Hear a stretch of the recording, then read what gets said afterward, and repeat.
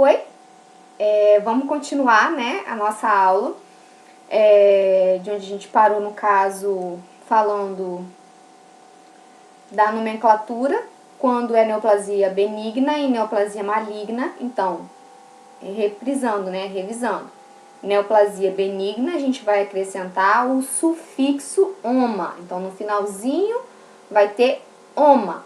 E o maligno, se a origem do tecido do tumor, né, da neoplasia for epitelial, a gente vai acrescentar no final, o sufixo vai ser carcinoma.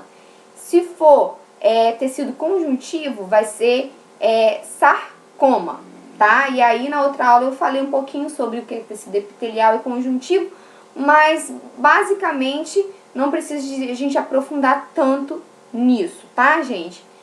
Quando a gente for lidando com os nomes, conforme a gente for lidando com os nomes, a gente já vai fazer esse link aí, que sempre a primeira parte do nome diz respeito à origem do tumor, e o final sempre vai ser se é benigno ou maligno. E aí a gente vai sabendo isso, a gente bate o olho e já sabe se é benigno ou maligno, e a gente tendo a noção desse radical da palavra, de aonde é o tecido ou não, também já dá pra gente concluir essa questão de nomenclatura, tá?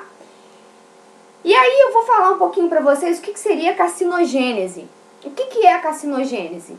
Nada mais do que esse processo em que o câncer é formado, esse processo que acontece com a célula para ela desenvolver essa modificação toda que gera o câncer.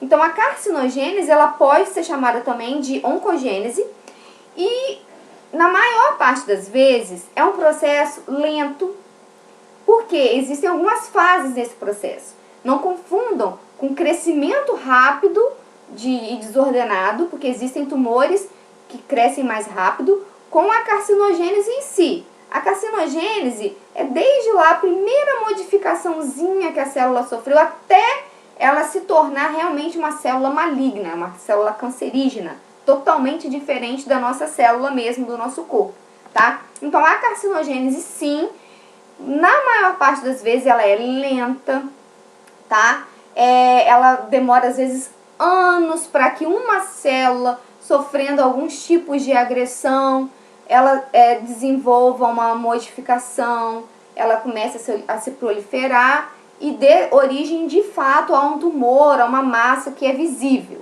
Então, sim, é lento.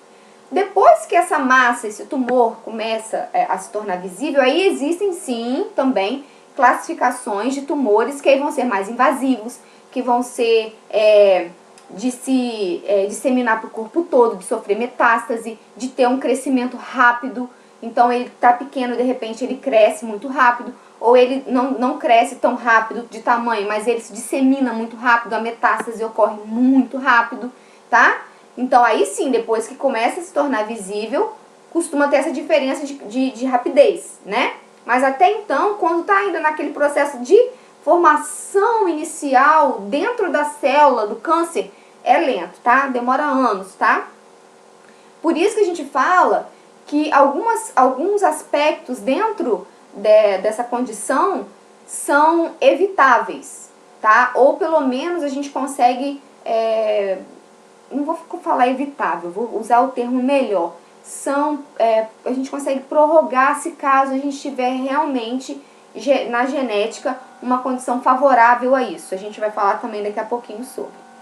Então, o que acontece então na carcinogênese? O que vai interferir se é rápido, lento, se vai acontecer na nossa vida em algum momento um processo de formação de câncer?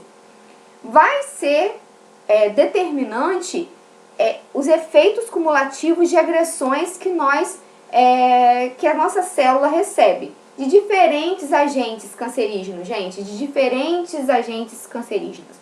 E aí, esses agentes, a gente vai ver daqui a pouquinho, eles são responsáveis pela promoção, quer dizer, o iniciozinho, ativação de uma certa modificação, a progressão dessa modificação, ou até mesmo, se a gente tirar essa exposição de agente, a gente tira esse efeito cumulativo e pode até parar, inibir essa carcinogênese, né?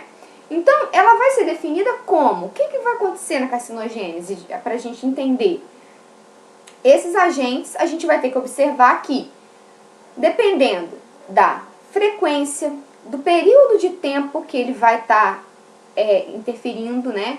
Interagindo com a nossa célula, a interação entre agentes, porque não é só não é um agente somente, né? São várias exposições que nós estamos sujeitos, a nossa célula está sujeita a várias condições adversas, né, durante a nossa vida inteira, que a gente se expõe, expondo o nosso corpo e as nossas células. E aí, então, vai depender disso, da frequência, do período que essa frequência vai acontecer de interação desses agentes, da interação entre agentes, e tudo isso da nossa individualidade também.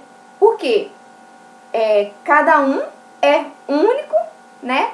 Nós temos nossas características genéticas. Então, uma pessoa, ela pode ter vários agentes cancerígenos interagindo entre si, presentes na vida dela, mas que não tem uma genética, que tem uma predisposição.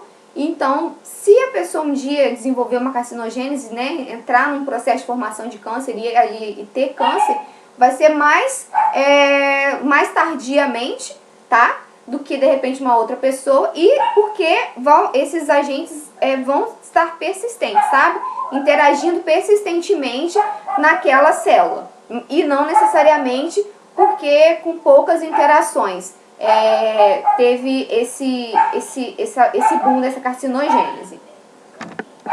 Então, só para vocês entenderem aqui, tá vendo? Ó, desculpa, gente, porque estamos em casa, temos dog, e o dog às vezes late, perdoe-me. Mas vamos lá. Tá vendo aqui, ó, para vocês terem uma noção de novo, a célula é formada pela membrana celular, que é a que envolve aqui a camada mais externa da célula, lembrando biologia, né, gente? O citoplasma, que que reveste e que acopla ali, acopla não, gente, que recebe todas as estruturas celulares dentro da célula, e o núcleo. Então, dentro do núcleo eu vou ter o quê? Toda a genética, toda a composição genética celular, né, que é o DNA. Vem um agente cancerígeno, ó, tá vendo aqui, ó, externo, interage, então ele vai de encontro a essa célula, que é uma célula normal. E aí, em determinado momento, de acordo com a frequência, como eu já falei, com o período de tempo que esse agente vai ficar aqui, ó, interagindo, ou também com outros agentes interagindo na célula e entre si, vai acontecer o quê?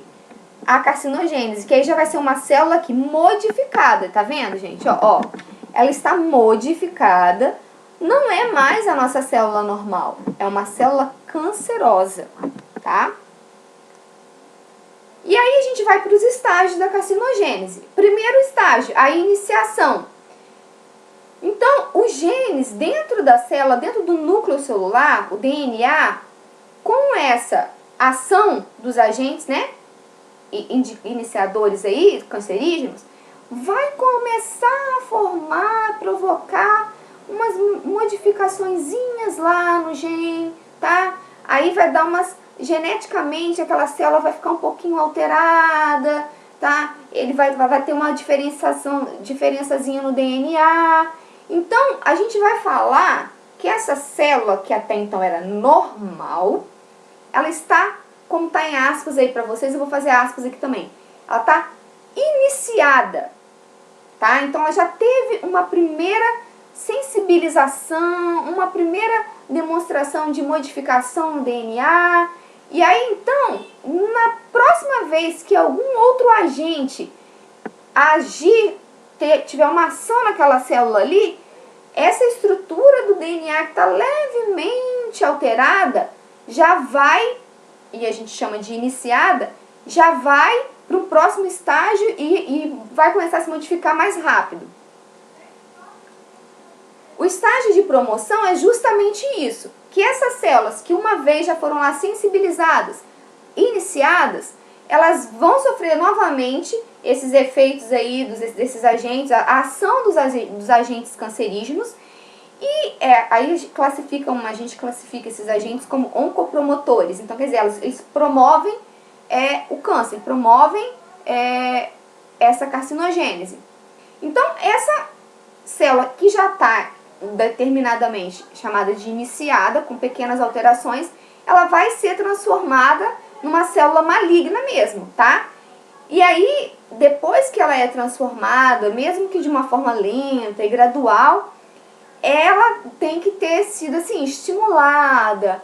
Esse agente tem que ter tido contato direto, contínuo com essa célula, tá? Se caso acontecer nesse processo aqui, nesse estágio, uma interrupção desse contato, dessa exposição, dessa ação do agente na célula, muitas das vezes essa alteração ela também é interrompida, tá? Então, é como se estivesse dando uma inibida. Essa célula vai continuar com um pouquinho de alteração? Vai. Mas aí, se não voltar a esse estágio, né, de ação desses agentes cancerígenos, pode acontecer o quê? De a célula por si só, nas próximas replicações, já voltar e sumir essa alteração. Mas caso não suma, a exposição ainda continue, esse estágio de promoção só evolui e passa para o próximo, né? Aí a gente sabe aí, dando alguns exemplos, por exemplo, alguma exposição a alguns componentes de determinados tipos de alimentação. Gente, cai aqui. Determinados tipos de alimentação, ou alguns tipos de hormônio, lembra que a gente falou também um pouco sobre isso? São exemplos de fatores que promovem essa transformação das células iniciadas em malignas, tá?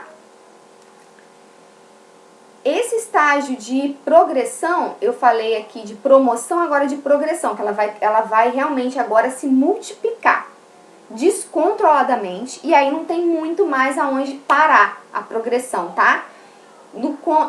Em relação ao estágio de promoção, a gente tem como dar uma inibição ali, tem como inibir, mas aí no de progressão já fica um pouco mais complicado. Porque nesse estágio, o câncer por si só já se instalou. E aí ele tá só se replicando, multiplicando, tá? E aí já vai começar a ter manifestações clínicas, tá vendo aqui, ó, no primeiro quadrinho?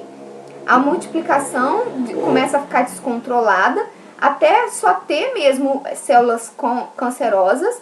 E essas células cancerosas já vão começar a se tornar visível dentro de um órgão. Então, é uma massa visível, que aí já vai começar a causar manifestações clínicas mesmo. Então, sintomas no paciente que até então, nas outras fases, é assintomático na maior parte das vezes, tá?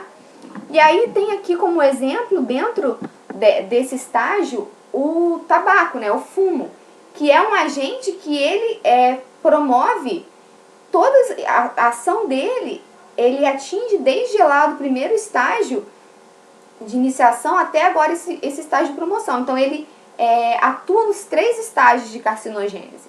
Então, aí, tá vendo? Já tá o tumor instalado ali no tecido pulmonar. E aí, esses fatores que a gente está falando, né, que são cancerígenos, que tem a ver, que tem relação com a carcinogênese, eles também não podem ser responsabilizados sozinhos pelo desenvolvimento de tumores, tá? Porque tem a questão genética individual de cada um. Porém, a gente existe, então, assim, quais seriam esses agentes, Ivo? Mesmo que não somente eles sozinhos seriam responsabilizados, mas o conjunto deles, a interação entre eles, mais somadinho a genética e a questão individual de cada um. Seria então que agentes esse? Vírus, bactérias, então uma exposição muito corriqueira, uma imunidade baixa, uma exposição muito corriqueira de vírus, bactérias, agentes físicos, químicos, então um estresse físico do corpo realizado rotineiramente, então exige mais do nosso corpo, é um agente químico, então para pessoas que têm contato com agentes químicos, então com determinados produtos, ou por inalação, ou por contato pela pele, absorção pela pele. Existem fatores genéticos também, né, hereditários, de família, fatores relacionados à alimentação, fatores relacionados ao hormônio, fatores relacionados à poluição, que nem está aqui, mas a questão de poluição que entra de repente aqui em agentes químicos, tá? Porque a gente inala, né, poluição, quando a pessoa fuma, ela também está absorvendo e inalando a fumaça, a nicotina. E aí eu trouxe uma apresentação para vocês terem uma noção aqui das porcentagens de que onde cada agente aí é responsável pelo surgimento da carcinogênese, né, do processo de formação do câncer. Então a gente vê que a alimentação e o tabagismo estão, ó, páreo a páreo. Então daí que eu sempre comento e comentava e comento ainda sobre a importância da gente levar de ter uma boa alimentação. Então, às vezes, até a alimentação, a alimentação está além e acima da hereditariedade, da questão genética. Então, a gente pode inibir algumas questões aí de carcinogênese, de formação de câncer no nosso corpo, na nossa vida, por conta da nossa alimentação, por conta de eliminar, por exemplo, o tabagismo. Não é só o ativo, é o passivo também, né, que a gente às vezes é exposto e não vê.